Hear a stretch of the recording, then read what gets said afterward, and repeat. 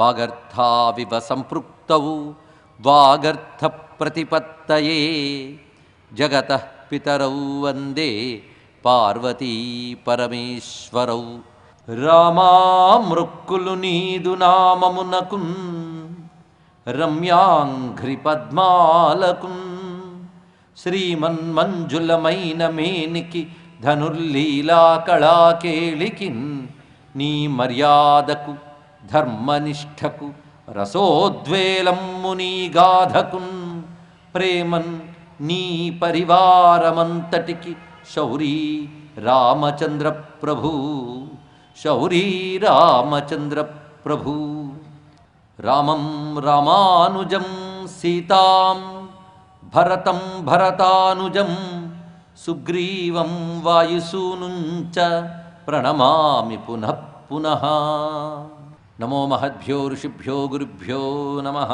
ఋషిముఖంపైనటువంటి సుగ్రీవుడు రామలక్ష్మణుల యొక్క ఆ మూర్తుల్ని చూసి వాలి కానీ నన్ను సంహరించడానికే నన్ను దెబ్బతీయడానికే దేవలోకం నుంచి వీరుల్ని పంపించి ఉంటాడు అనేటువంటి ఆందోళనతో అటు ఇటు తిరుగుతూ భయపడుతూ ఉండగా అభయాన్ని పలుకుతూ ఆంజనేయ స్వామి వారు ప్రవేశించారు. అక్కడి వరకు చెప్పుకున్నాం. ఆంజనేయుడు సుగ్రీవుడితో చెప్తున్న మాట, బుద్ధి విజ్ఞాన సంపన్న ఇంగితై సర్వమాచర నయ్యబుద్ధిగతం రాజా సర్వభూతాని శాస్తి. చాలా విశేషమైన మాట ఇక్కడ చెప్తున్నాడు. బుద్ధి, విజ్ఞానము, ఇంగితము అని 3 పదాలు చెప్పాడు ఇక్కడ. అంటే బుద్ధి అంటే సాధారణంగా ఒక విషయాన్ని అర్థం చేసుకునే శక్తిని బుద్ధి అంటారు. అలాగే శాస్త్రము అనుభవం ద్వారా తెలుసుకునే తెలివితేటలకి విజ్ఞానము అంటారు. అవతల వారి ప్రవర్తన బట్టి వారి మనస్సును గ్రహించగలిగితే దాన్ని ఇంగిత జ్ఞానము అంటారు. ఇంగితము అంటే వ్యవహారం బట్టి ఆ వ్యవహారం వెనకాల ఉన్నటువంటి మనస్సును గ్రహించగలగాలి. ఈ 3తోనే ఏదైనా నిర్ణయించాలి. బుద్ధి, విజ్ఞానము, ఇంగితము, ఈ 3టితో నువ్వు నిర్ణయించాలి. నా యబుద్ధిగతో రాజా సర్వభూతాని శాస్తి. సరి అయిన బుద్ధి లేనటువంటి వాడు ఇంకొకరిని పాలించడానికి సరిపోడు సుమా. ఇప్పుడు వాళ్ళని చూడగానే నువ్వు శంకించవే తప్ప వాళ్ళ యొక్క అసలు స్వరూపం ఏంటో అర్థం చేసుకోలేకపోయావు. అందుకే నీకు ఇంగితం ఇక్కడ సరిగ్గా పనిచేయలేదు. ఎందువల్ల? నీకు ఒక ఆందోళన ఏర్పడడం వల్ల, భయం చేత ఆ భయాన్ని అన్నిట్లో చూస్తున్నావు నువ్వు అని చెప్పగానే అప్పుడు రామలక్ష్మణుల యొక్క శౌర్య రూపాన్ని చూసి దీర్ఘబాహు విశాలాక్షౌ శరచాపాసి ధారిణవు కస్య నస్యాద్భయం దృష్ట్వా హేతౌ సురసుతోపమౌ. చూడ్డానికి దేవపుత్రుల వలె కనబడుతున్న ఇద్దరు ఆ విగ్రహం చూస్తూ ఉంటే ఎవరికి భయం కలగదు చెప్పు? దీర్ఘమైన బాహువులు, విశాలమైన నేత్రములు, ధనుస్సులు, అదేవిధంగా అమ్ముల పొదులు, ఖడ్గములు ధరించినటువంటి ప్రతాపవంతులను చూడగానే నాకు అలా శంక కలిగింది. అనగానే వారెవరో నేను తెలుసుకుని వస్తాను అని చెప్పి ఆంజనేయ స్వామి బయలుదేరారు.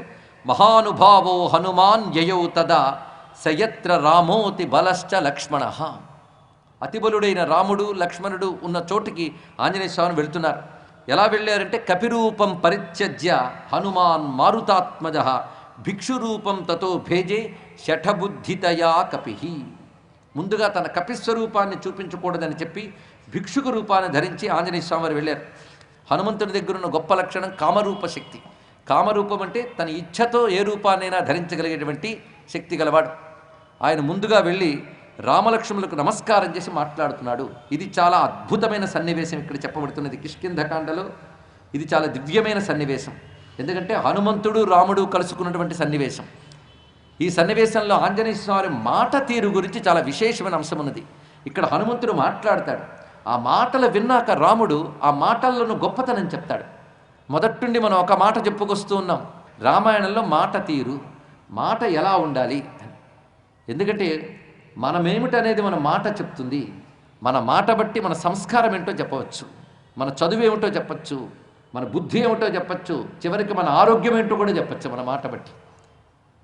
ఒకవేళ కష్టపడి 10 మాటలు మనం ప్రాక్టీస్ చేసి వెళ్ళినా 11వ మాట దగ్గర దొరికిపోతాం అసలేమిటో. అందుకు మనమేమిటి అనేటటువంటిది మాట ద్వారా తెలుస్తుంది. అందుకు ఎక్కడికక్కడ వాల్మీకి మొదటి నుంచి మనకు అందిస్తున్న మాట తీరే. తపస్వాధ్యాయ నిరతం తపస్వి వాగ్విదాం వరం నారదం పరిపప్రచ్చ వాల్మీకురు మునిపుంగవం అనేటువంటి మొట్టమొదటి శ్లోకం బాలకాండలో ఉన్న దగ్గర కూడా వాగ్విదాం వరం అనే మాట చూపించారు ఇక్కడ. అలాంటి మాట తీరులో రామచంద్రమూర్తి మాట తీరు గురించి మనం అయోధ్యకాండలో చాలా విస్తారంగా చెప్పుకున్నాం. సీతమ్మ అంతకంత మంచి మాట తీరు. మళ్ళీ వాళ్ళిద్దరి తర్వాత చెప్పుకోదగ్గ మహానుభావుడు ఎవరయ్యా అంటే ఆంజనేయ స్వామి వారు. రామాయణంలో 3 మనం ప్రధానంగా గుర్తుపెట్టుకోవాలి ఇక్కడ. అంటే మిగిలిన వాళ్ళని మర్చిపోమని నేను చెప్పట్లేదు. వీళ్ళు ముగ్గురు ప్రధానమని చెప్తున్నారు. రాముడు, సీతమ్మ, హనుమ, వీళ్ళు ముగ్గురు మంత్రమూర్తులు, సంపూర్ణమైన మంత్రమూర్తులు, భగవత్ స్వరూపాలు. ముగ్గురికి ఉపాసనా సంప్రదాయం ఉన్నది. సీతమ్మని ఉపాసించడం ఉన్నది, రామచంద్రమూర్తిని ఉపాసించడం ఉన్నది, హనుమద్ ఉపాసన ఎలాగో ఉన్నది. ఇక్కడ ఈ ముగ్గురు ఉపాస్యమూర్తులు, ముగ్గురు స్వతంత్రులు. అంటే ఒక్కరే అన్ని సాధించగలరు, కానీ ఒకరి సహాయం ఒకరు తీసుకుంటూ ఉంటారు. అది ఇందులో ఉన్నటువంటి చమత్కారం. రాముడు ఏదైనా సాధించగలడు, కానీ సీతమ్మ పక్కన ఉంటుంది. సీతమ్మ ఒక్కతే అన్నీ చేయగలదు, కానీ రాముడి సహాయం కావాలి. వీళ్ళిద్దరు అవసరం లేకుండా ఆంజనేయుడు కథ నడపగలడు, కానీ సీతారాం భక్తుని అంటాడు. ఇలా వారికి వారు స్వతంత్రులుగా ఉంటారు, ఒకరిపై ఒకరు గౌరవం కలిగి ఉంటారు. కనుక ఈ ముగ్గురు పాత్రలు అత్యంత ప్రధానం. మనకి రామాయణంలో ఈ ముగ్గురిని 3 రత్నాలు అని చెప్పుకోవచ్చు. ఒక మహానుభావుడు చెప్తాడు, అప్పయ్య దీక్షితులైన మహానుభావుడు, వేదం అనేటువంటి సముద్రాన్ని మథనం చేస్తే 3 రత్నాలు దొరికాయని. ఆ 3 రత్నాలు ఏమిటంటే శివరత్నం, శక్తిరత్నం, విష్ణురత్నం అని చెప్పారు. అలాగే రామాయణంలో కూడా విష్ణురత్నం రాముడు, శక్తిరత్నం సీతమ్మ, శివరత్నం హనుమ. ఇది తెలుసుకోవాల్సింది. 3 రత్నాలు మనకు కనబడుతున్నాయి ఇక్కడ. కనుక ఆంజనేయ స్వామి వారు సంపూర్ణముగా ఆంజనేయం మహావీరం బ్రహ్మ విష్ణు శివాత్మకం అని ఉపాసింపబడుతున్నటువంటి స్వామి. ఆయన ద్వారా కూడా మనం ఎన్ని తెలుసుకోవచ్చో, రాముని వలనే హనుమ కూడా 2 తత్వాలు ఉన్నాయి, ఆదర్శ, ఆరాధ్య. ఆదర్శం అనేటువంటిది మానవుని యొక్క ఉత్తమ ఆదర్శ గుణాలన్నీ చూపించడం, రెండవది ఆరాధ్యమైన భగవత్తత్వాన్ని చూపించడం. హనుమ దగ్గర కూడా ఈ 2 కనబడతాయి. వస్తువుని మనకు ఆదర్శాన్ని చూపించాడు. మనిషి ఎప్పుడు ఆందోళనలు, తొందరపాటుకి గురి కాకుండా నిశ్చలంగా ఉండగలిగితేనే నిర్ణయం తీసుకోగలడు అని చెప్తూ ఎంతో ధైర్యంగా ప్రవర్తిస్తూ ఇప్పుడు రామచంద్రమూర్తి వద్దకు వెళుతున్న హనుమ మాట్లాడిన మాటలు చూడాలి. హనుమ ఆడిన మాటలకి రాముడే ఆనంద పరవశుడై హనుమ మాటల్లో ఎక్కడెక్కడ ఏ గొప్పతనాలు ఉన్నాయో లక్ష్మణస్వామితో చెప్తాడు. మరి అటువంటప్పుడు హనుమంతుడి మాటలు మనం కొంచెం శ్రద్ధగా వినాలి కదా. అన్ని శ్లోకాలు మనం చెప్పుకోలేకపోయినా హనుమ చెప్పిన మాటల్లో ఉన్న గొప్పతనం కొన్నైనా మనం తెలుసుకుంటూ వెళదాం. ముందుగా రామలక్ష్మణులకు నమస్కారం చేసి అంటున్నాడు, రాజర్షిదేవ ప్రతిమౌ తాపసౌ సంసిత వ్రతౌ దేశం కథమిమం ప్రాప్తౌ భవంతౌ వరవర్ణినౌ. చాలా విశేషమైన శ్లోకములు ఇవన్నీ కూడా. వర్ణించడానికి యోగ్యమైన అద్భుతమైన శరీరములు కలిగిన మీ ఇద్దరు ఎలా కనబడుతున్నారంటే, రాజర్షిదేవ ప్రతిమౌ. ఒక్క మొదటి మాటలోని రాముడంటే ఏమిటో చెప్పాడు. రాజ, ఋషి, దేవ, ఈ 3 లక్షణములు మీలో కనబడుతున్నాయి. రాజర్షిదేవ ప్రతిమౌ. ప్రతిమౌ అనే మాటకి ఇక్కడ లక్షణములు కలిగి ఉండుట అని అర్థం. రాజుల వలె, ఋషుల వలె, దేవతల వలె కనబడుతున్నారు. అంటే రాముడిలో 3 లక్షణాలు చూడాలి అని చూపిస్తున్నాడు హనుమంతుడు. రామావతారం అర్థం చేసుకోవాలి అంటే హనుమంతుడి మాటలు మనకు సహకరిస్తున్నాయి.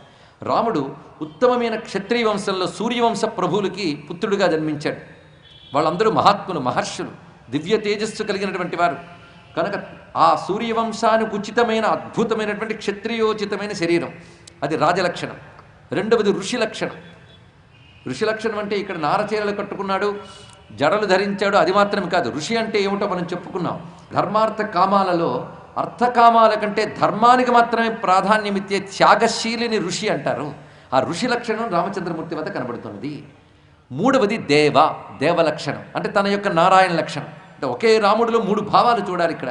ఒకటి ఉత్తమమైన రాజలక్షణము, రెండవది ఋషి లక్షణము, మూడవది నారాయణుడైన దేవలక్షణము. 3 కనబడుతున్నాయి. ఆ 3 కలిపి ఒక్క మాటలో చెప్పాడు ఆంజనేయ స్వామి వారు. చూసారా, వినడానికి మామూలు మాటలా ఉన్న రాముడంటే ఏమిటో ఒక్క చూపులోనే మొత్తం చెప్పినటువంటి ఆంజనేయ స్వామి వారి ప్రతిభకు మనం నమస్కారం చేసుకోవాలి ఇక్కడ. అంతేకాదు తాపసవు సంసిత వ్రతవు, ఏదో ఒక తపస్సులై ఏదో ఒక నియమాన్ని పెట్టుకుని మీరు ఇక్కడికి వచ్చినట్టున్నది. చాలా గొప్ప మాట అన్నాడు. వ్రతం అంటే నియమం, ఒక నియమానికి కట్టుబడి ఉన్నట్టుందే కానీ మీరు ఇలా తిరగవలసిన వాళ్ళు కారు, చక్కగా రాజ్యం వెళ్ళవలసిన వాళ్ళే. మరి అడవులు పట్టి తిరుగుతున్నారంటే ఇది నియమంలో తపస్సులై ఉన్నారు అన్నాడు. అసలు నియమం ఏమిటయ్యా అంటే దుష్ట శిక్షణ, శిష్టరక్షణ, అదే నియమంతే వచ్చినటువంటి వారు. మీ స్వరూపము చాలా దివ్యముగా ఉన్నది. శ్రీమంతవు రూప సంపన్నవు, శోభతో కూడినటువంటివి. అన్యోన్య సదృశౌ వీరౌ, అన్యోన్య సదృశౌ వీరౌ, ఒకరితో ఒకరు సరిపోయినట్టున్నారు. అంత అద్భుతమైన స్వరూపములు. దేవలోకాత్ ఇహాగతం, సాక్షాత్తు దేవలోకం నుంచి ఇటువైపు వస్తూ ఉన్నారా? నాకు అనిపిస్తోంది సూర్యచంద్రులు ఇద్దరూ కలిసి భూమి మీద తిరిగి నడుస్తున్నారనిపిస్తుంది మిమ్మల్ని చూస్తూ ఉంటే. ఉభౌ యోగ్యావహం మన్యే రక్షితుం పృథివీమిమాం ససాగర వనాం కృత్స్నాం వింధ్య మేరు విభూషితాం.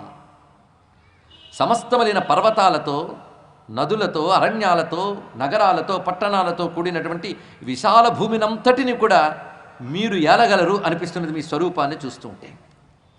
సుగ్రీవో నామ ధర్మాత్మ కశ్చిద్ వానరయూధప వీరో వినుకృతో భ్రాత్ర జగద్భ్రమతి దుఃఖిత. సుగ్రీవుడు అనేటువంటి ఒక ధర్మాత్ముడున్నాడు. ఆయన వానరశ్రేష్ఠుడు, వీరుడు. కానీ అన్నగారి చేత అవమానింపబడి దుఃఖితుడి ఉన్నాడు. ఆయన పంపగా వచ్చినవాడని నేను. ప్రాప్తోహం ప్రేషితస్తేన సుగ్రీవేణ మహాత్మన. మహాత్ముడైన సుగ్రీవుని చేత పంపబడినవాడని నేను. రాజ్ఞా వానరముఖ్యానాం, వానరముఖ్యులందరికీ రాజు అయినటువంటి ఆ సుగ్రీవుడు పంపగా వచ్చే నేను హనుమాన్ నామ వానర. నన్ను హనుమంతుడు అంటారు అన్నాడు. ఇప్పుడు ఈ మాట తీరును ఒక్కసారి పరిశీలించండి. వానరముఖ్యులందరికీ రాజు అయినటువంటి ఆ సుగ్రీవుడు పంపగా వచ్చే నేను హనుమాన్ నామ వానర. నన్ను హనుమంతుడు అంటారు అన్నాడు. ఇప్పుడు ఈ మాట తీరును ఒక్కసారి పరిశీలించండి. మామూలుగా లేదు ఈ మాటలో ఉన్న సంస్కారం. ఇప్పుడు ఆయన మాట్లాడినప్పుడు ముగ్గురు గురించి చెప్పాడు. ఒకటి రామలక్ష్మణుల గురించి, రెండు సుగ్రీవుని గురించి, మూడు తన గురించి. ఎవరి గురించి ఎంత చెప్పాడో పరిశీలిద్దాం. ఇక్కడ ఎలా చెప్పాడో పరిశీలిద్దాం. రామచంద్రమూర్తి లక్ష్మణమూర్తి గురించి చాలా వర్ణించాడు. తన రాజు గురించి ఏం చెప్తున్నాడు? సుగ్రీవుడు. అయితే సుగ్రీవుడు గొప్ప వానర్రాజు అని ముందు చెప్పకుండా సుగ్రీవో నామ ధర్మాత్మ అని ముందు చెప్పాడు. అది తెలుసుకోవాలి ఇక్కడ. ఎందుకంటే రాముడికి సుగ్రీవుడి మీదకి ఇష్టం ఏర్పడాలి, తన మాట ద్వారా ఏర్పడాలి. అప్పుడు గొప్ప వీరుడు అని రాముడి ముందు వీరత్వం చెప్పడమా? రాముడికి ఏది ఇష్టపడుతుంది? రాముడు ధర్మస్వరూపుడు, రాముడికి ఇష్టం ధర్మం. ఎక్కడ ధర్మం ఉంటుందో అక్కడ రాముడికి ఇష్టం ఉంటుంది. దీన్ని బట్టి మనం రాముడికి ఇష్టమైన వాళ్ళని కావాలంటే మనలో ధర్మం ఉండాలి అని తెలుసుకోవాలి ఇక్కడ. అందుకు రాముడి మనస్సు చూరగొనాలి, రాముడికి మంచి అభిప్రాయం సుగ్రీవుడి మీద ఏర్పడాలి అంటే ముందు రాముడికి ఇష్టమైన అంశం చెప్పాలి. రామ రూపాన్ని చూడగానే పోల్చాడు. ఈయన విగ్రహవాన్ ధర్మ కాబట్టి ఈయనకు నచ్చుతుంది, ధర్మంతో ఉన్నవాడే నచ్చుతాడు కనుక సుగ్రీవో నామ ధర్మాత్మ అని మొదలు చెప్పాడు. తర్వాత చెప్తున్నాడు రాజా వానరముఖ్యానం. అక్కడి నుంచి ఆయన వానర శ్రేష్ఠుడు, గొప్పవాడు, పైగా మహాత్ముడు, గొప్ప మనస్సు కలవాడు. మహాత్మ శబ్దానికి అర్థం గొప్ప మనస్సు కలవాడు. అటువంటి వాడు ఆయన పంపగా నేను వచ్చాను. మరి నేనెవరిని? హనుమంతుడనే వానరుణ్ణి. అంతే. తన గురించి ఏం చెప్పాడండి? ఒకటే మాట, హనుమంతుడనే వానరుణ్ణి. రామలక్ష్మణుల గురించి ఎంత చెప్పాడు? చాలా విస్తారంగా చెప్పాడు. తన ప్రభువు గురించి కూడా గొప్పగా చెప్పాడు. తన గురించి మాత్రం పేరు మాత్రమే చెప్పాడే తప్ప తన గురించి ఏమీ విశేషణాలు చెప్పలేదు. పరిశీలించండి. ఇదే మనం కానీ మాట్లాడితే రివర్స్లో ఉంటుంది. అవతల వాళ్ళ గురించి కంటే మన గురించి మనమే చాలా చెప్పేస్తాం. మన గురించి మనం చెప్పుకోవలసిన అవసరం లేదు. అవతలవాడు గుర్తించగలడు. మన మాట బట్టి, మన చేత బట్టి మనమేమిటో అవతల వాళ్ళకి తెలుస్తుంది. ఈ లోపల గుర్తింపు సమస్యతో మనం యాతన పడిపోతే ఏం లబ్ధండి? అందుకే పిల్లల్ని దగ్గర కూర్చోబెట్టి పాఠాలు నేర్పుతూ మాట తీరు ఎలా ఉండాలి, సంస్కారాలంటే ఎలా ఉండాలి, వ్యక్తిత్వ వికాసము అంటే పర్సనాలిటీ డెవలప్మెంటే అంటే ఏమిటి చూపించాలి అంటే హనుమస్వామిని ఆదర్శంగా చూపిస్తే చాలు. అదే మనం చెప్పుకున్నాం. ఇక్కడ నుంచి గమనించండి. కాన్వర్జేషన్ టెక్నిక్స్, కమ్యూనికేషన్ స్కిల్స్ అని కొన్ని మాటలు ఉన్నాయి. కమ్యూనికేషన్ స్కిల్, అవతల వాడితో ఎలా మాట్లాడితే మన పని సానుకూలం చేసుకోగలం. పైగా హనుమంతుడు అంటేనే కార్యసిద్ధి దేవత. ఇది బాగా గుర్తుపెట్టుకోవాలి. కార్యసిద్ధి దేవత అంటే అనుకున్న పని నిర్విఘ్నంగా సాధింపజేసేవాడు ఆంజనేయ స్వామి వారు. రామకార్యం కూడా అలాగే సాధింపజేశాడు ఆయన. కానీ మనకు కూడా ఎలాంటి విఘ్నాలైనా తొలగించి కార్యాన్ని సిద్ధింపజేస్తాడు. అది మీ కార్యం బట్టి ఉంటుంది. చిన్న పనో పెద్ద పనో ఏ పనైనా అది ఆధ్యాత్మిక సాధకుడికి అసలు కార్యం ఏంటంటే ఆధ్యాత్మిక సాధన. అది సిద్ధించాలన్నా హనుమంతుడు కావాలి అక్కడ. అది తెలుసుకోవాలి ఇక్కడ. సాధన ఫలించాలంటే హనుమంతుడు అనుగ్రహం కావాలి ఇక్కడ. ఆంజనేయ స్వామి అనుగ్రహం మనకు పొందాలంటే కార్యసిద్ధికర లక్షణం చూడాలి. అలా కార్యసాధకుడికి ఏ ఏ లక్షణాలు ఉండాలి అంటే ఒక పనిలో సక్సెస్ సాధించాలి అంటే, ఒక లక్ష్యాన్ని సాధించాలి అంటే ఎలా ఉండాలి అనే దానికి హనుమంతుడు ఒక ఆదర్శము. హనుమంతుడే మనకు పాఠం నేర్పుతున్నాడు. హనుమంతుడిని మనం చూసేటప్పుడు మొత్తం రెండు కోణాలు చూడాలి. ఉత్తమమైన ఆదర్శ గుణాలన్నీ చూస్తూ మరొక వైపు అటువంటి ఆంజనేయుడు సాక్షాత్ భగవంతుడు. ఆయన మనకి సద్బుద్ధిని ప్రసాదించుగాక. బుద్ధిర్బలం యశోధైర్యం నిర్భయత్వం అరోగత అజాడ్యం వాక్పటుత్వంచ హనుమాన్ స్మరణాత్ భవేత్ అని చెప్పుకోగలగాలి. మనం నిన్నటి వరకు విన్నదంతా ఒక ఎత్తు, ఇవాటి నుంచి వింటున్నదంతా ఒక ఎత్తు. ఎందుకంటే ఆంజనేయ స్వామి వారు వచ్చినప్పుడు అనేక మంత్ర రహస్యాలు బయటకు వస్తాయి. కథ వింటూ ఉంటేనే మనకు తెలియకుండా మంత్రశక్తి వింటున్న వాళ్ళలో ప్రవేశిస్తుంది. ఎందుకంటే హనుమంతుడు మహామంత్రమూర్తి. ఎంత మంత్రమూర్తి అంటే మనల్ని బాధించడానికి ఎవరైనా దుష్టయంత్రాలు కానీ ప్రయోగిస్తే వాటిని కూడా నశింపజేయగలిగేవాడు. పరమంత్ర పరయంత్ర పరతంత్ర భేదకుడు ఆంజనేయ స్వామి వారు. అంత ప్రతాపమూర్తి, దైవమూర్తి. పైగా రామాయణంలో మానుషాతీతమైన శక్తులు ప్రకటించిన వాడు హనుమంతుడు మాత్రమే. పరిశీలించిన ఇక్కడ ఒకవైపు అసురులు మాయాశక్తులు ప్రకటించారు, రామలక్ష్మణులు మానుష రూపంలో ఉంటూనే ప్రతాపాన్ని చూపించారు. కానీ హనుమంతుడు తన భగవత్ స్వరూపాన్ని చూపిస్తూ ఉంటాడు. ఒకే సమయంలో రూపాన్ని పెంచడం, తగ్గించడం, దివ్యమైనటువంటి లక్షణాలు ఇన్ని చూపిస్తాడు ఆంజనేయ స్వామి. అందుకే రామాయణంలో సాక్షాత్ ఒక భగవంతుడిలో తిరిగినటువంటి ఆంజనేయ స్వామి వారి యొక్క స్వరూపం మనం చూస్తుంటే ఆశ్చర్యం వేస్తుంది. ఇక్కడ ఈ మాటల చమత్కారం ఎంత గొప్పగా ఉన్నది. ముందు అవతల వారి గురించి గొప్పగా చెప్పి, తనను పంపిన వారి గురించి గొప్పగా చెప్పి, తనది పేరు మాత్రమే చెప్పాడు. హనుమాన్ నామ వానరః. ఇది గొప్పవారు ఎలా మాట్లాడతారనేది దీన్ని బట్టి తెలుస్తున్నది. యువాభ్యాం సఖ ధర్మాత్మ సుగ్రీవ సఖ్యమిచ్చతి. మా సుగ్రీవుడు మీతో స్నేహాన్ని కోరుకుంటున్నాడు అన్నారు. ఏం చెప్పాడా అండి సుగ్రీవుడు? వాళ్ళని ఎలాగైతే నాతో ఫ్రెండ్షిప్ చేయించు అని చెప్పాడా? అంటే ఒక్కసారి మళ్ళీ సుగ్రీవుడి దగ్గరికి వెళ్ళి కనుక్కొని మళ్ళీ వచ్చి చెప్తూ ఉంటే అదేం పని? సుగ్రీవుడు మీ స్నేహాన్ని కోరుకుంటున్నాడు అని చెప్పేటప్పుడు ఈయన మంత్రి, సుగ్రీవునికి మంత్రి అయిన వాడు మాటి మాటికి సంప్రదించవలసిన అవసరం లేదు. రాజుకి ఏది హితమో తానే నిర్ణయించుకొని అప్పటికప్పుడు చెప్పగలిగిన వాడు నిజమైన మంత్రి. అందుకు రాజుకి హితము వీళ్ళతో స్నేహం. అందుకు అంత చక్కగా మాట్లాడాడు. అంటూ నేను సుగ్రీవునికి ప్రియం కలిగించడానికే మిమ్మల్ని కలవడానికి వచ్చాను. ఇప్పుడు ఈ రూపం నాకు సహజం కాదు, ఇది కామ రూపము. అంటే ఇక్కడ నిష్కపటంగా మాట్లాడడం ఒకటి. ఈ రూపంతో కనబడుతున్నాడు కానీ ఇది తన అసలు రూపం కాదు.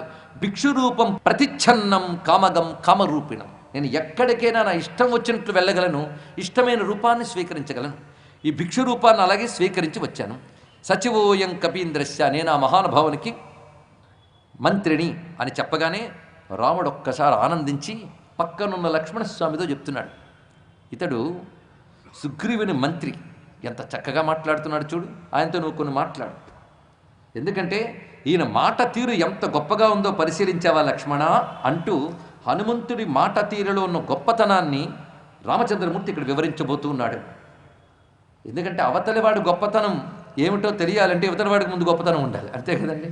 సృష్టిలో ఒక అత్యద్భుతంగా ఎవరైనా తన జ్ఞానాన్ని మనకు చూపిస్తే మామూలు వాళ్ళు ఏమంటారంటే బాగుందండి అంటారు, అంతే కదా. కానీ ఒక పండితుడి జ్ఞానం పండితుడికి మాత్రమే తెలుస్తుంది, ఇంకొకరికి తెలియదు.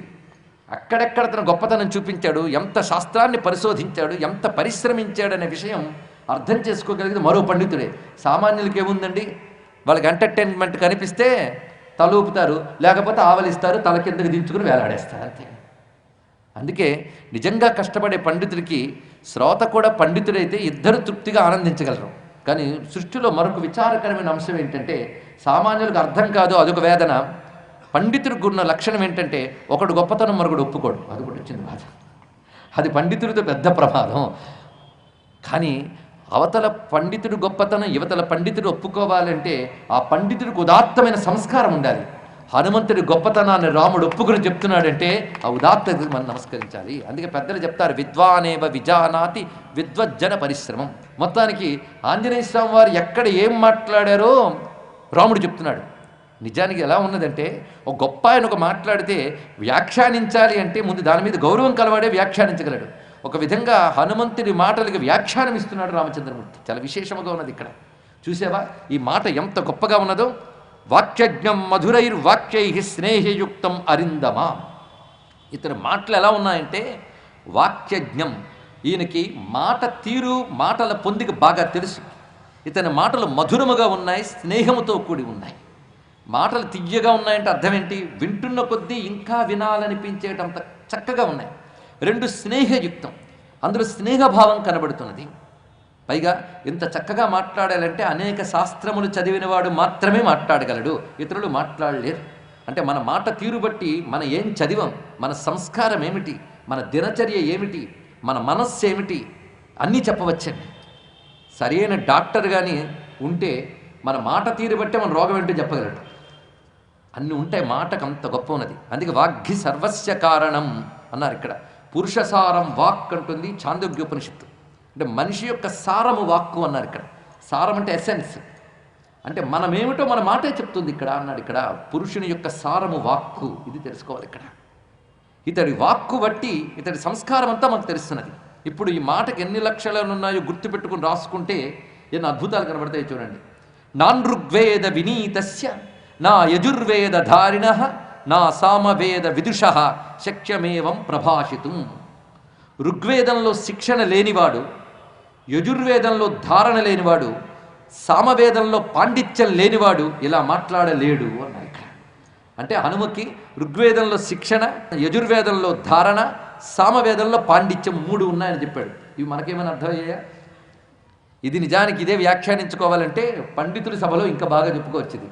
ఎందుకంటే ఋగ్వేదం దానికి శిక్షణ అవసరం, యజుర్వేదానికి ధారణ అవసరం, సామవేదానికి పాండిత్యం అవసరం. ఏ విద్యకి ఏది అవసరమో తెలియాలి ఇక్కడ, ఆ వేద స్వరూపం తెలియాలి. అలా చెప్పగలిగాడంటే రాముడికి అవన్నీ ఉన్నాయని అర్థం ఇక్కడ. ఋగ్వేదంలో, యజుర్వేదంలో, సామవేదంలో అద్భుతమైన పండితుడైతే కానీ ఇలా మాట్లాడలేడు అని. ఎందుకంటే శాస్త్రాధ్యయనం చేసిన వాడు, శాస్త్రపు లోతులు ఎప్పుడు ఆలోచించేవాడు, వాడి సంస్కారం మారిపోతుంది, వాడి ఆలోచన ధోరణి మారిపోతుంది, వాడి శారీరక ప్రకృతి మారిపోతుంది, వాడి మనస్వభావం మారిపోతుంది. అవన్నీ వాడి మాటల్లో కనబడతాయి. కానీ హనుమ ఆడిన మాటల్లో 3 వేదముల యొక్క లక్షణము కనబడుతుంది ఇక్కడ. నిజానికి వ్యాఖ్యానించాలంటే ఏ మాటలాడినప్పుడు ఏ వేద లక్షణం కనబడిందో కూడా వ్యాఖ్యానించవచ్చు. అవే చెప్తే కొన్ని రోజులు పడుతుంది. అదే రామాయణం ఏదో 10 రోజులు, 18 రోజులు, నెల రోజులు చెప్పుకోవాల్సింది కాదు, బ్రతుకున్నంతకాలం చదువుకోవాల్సిన గ్రంథం రామాయణం. ఎన్ని కోణాలతో అధ్యయనం చేయవచ్చు రామాయణం. నూనం వ్యాకరణం కృత్స్నం అనేన బహుధాశ్రుతం బహు వ్యాహరతానేన నకించిదపశబ్దితం. ఇతడు వ్యాకరణ శాస్త్రం బాగా చదువుకున్నాడని తెలుస్తోంది. ఈ రోజుల్లో అది చదువుకోకుండా మాట్లాడేవాళ్ళు మనకు అందరూ కనబడుతుంటారు. అతడు వచ్చింది అని కూడా మాట్లాడేవాళ్ళు ఉంటారు. పైగా భాషను ఎంత ఖూనీ చేసి మాట్లాడితే వాళ్ళు అంత గొప్పవాళ్ళు ఈ రోజుల్లో. అవునా కదండి? ఎంత వంకరగా పాడితే అంత గొప్ప గాయకులు, ఎంత అసహ్యంగా మాట్లాడితే వాళ్ళు అంత గొప్ప యాంకర్లు అని ఇప్పుడు చెప్తూ ఉన్నారు పెద్దలు. అవునా లేదా? ఎఫ్ఎం ఆన్ చేస్తే చాలు తెలుగు తక్కువ, ఇంగ్లీష్ ఎక్కువ కనబడుతుంటుంది ఇక్కడ. ఆ మాట్లాడే తెలుగుకి శుద్ధత ఉండదు, ఆ ఇంగ్లీష్కి అంతకంటే ఉండదు. నాకు తెలుగు రాదు అని చెప్పుకోవాలనే తాపత్రయం అందులో కనబడుతుంది. అందులోనే నాకు ఇంగ్లీష్ కూడా రాదని బయటపడుతుంటుంది. అవి వింటూ కాలక్షేపం చేస్తున్న దౌర్భాగ్య పరిస్థితి ఏర్పడింది మనకి ఇక్కడ. హనుమంతుడి దగ్గర నేర్చుకోవాలి. వ్యాకరణం వల్ల వాక్కు సంస్కారం అవుతుంది. నూనం వ్యాకరణం కృష్ణం.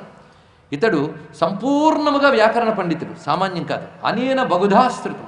వేదము వ్యాకరణమే కాదు, ఇంకా అనేక శాస్త్రముల్లో ఇతడు నిష్ణాతుడు. ఎందుకంటే హనుమంతుడు ఆడిన మాటల్లో సాముద్రిక శాస్త్రం ఉంది, జ్యోతిష్ శాస్త్రం ఉంది, ఇన్నున్నాయి. లేకపోతే ఇలా చూడగానే మీరు రాజుల్లా ఉన్నారు, ఋషుల్లా ఉన్నారు, దేవతల్లా ఉన్నారంటే మనలా పొగిడేడా కాదు. సాముద్రిక శాస్త్రం ఒక శాస్త్రం ఉంది. శరీరాన్ని చూడగానే ఆపాద మస్తకంలో పాలభాగం నుంచి పాదం వరకు, కేశముల తీరు నుంచి ఆ శరీరంలో ప్రతి అణువులోనూ సాముద్రిక శాస్త్రం కనబడుతుంది. సాముద్రికం అంటే అరచేయి మాత్రమే కాదు, సాముద్రిక లక్షణం. మన బ్రతికేమిటి, మన జాతకం ఏమిటి, మన భవిష్యత్ ఏమిటి, అన్నీ కూడా తెలుసుకోగలిగిన శాస్త్రం ఉంది. మనం కోల్పోయిన ఎన్నో శాస్త్రాల్లో అదొకటి.